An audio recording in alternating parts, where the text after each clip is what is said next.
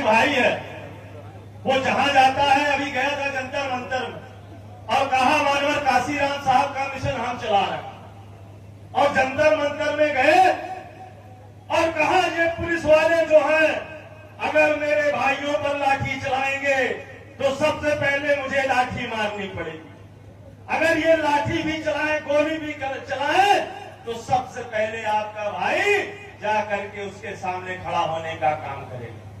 और जब लाठी चली, बैनर कब चली, जब वो धुआं वाला बम फेंका गया तो भाई हमारा जाकर के संसद भवन में जाकर के लेट गया और आराम करने लगा और वहीं से कहा वहां संघर्ष नहीं कर पाएंगे, अब हम सारा संघर्ष यही करने का काम करें।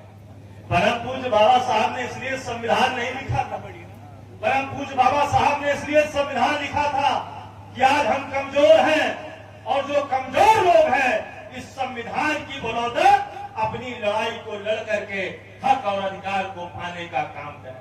धन्य है मानवर साहब जिन्होंने मिशन चलाया।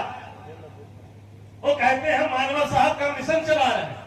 मानवर साहब से एक बार अटल जी ने, अडवाणी जी ने कहा था कि मानवर साहब आप इस देश के राष्ट्रपति बन जाओ, तो मानवर साहब ने कहा था मुझे राष्ट्रपति मत बनाओ, अगर बनाना है तो प्रधानमंत्री बनाओ।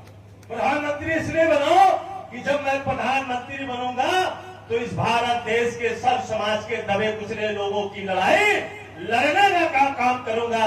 अरे जिन मानवर काशीराम साहब ने इस देश के सबसे बड़े पद राष्ट्रपति के पद को ठुकरा दिया, उनके मिशन का, मानवर काशीराम साहब के मिशन का चलाने का दावा करने वाला वो हमारा भाई जो 2 सीट के लिए समाजवादी पार्टी के मुखिया के यहाँ रोने का काम करना।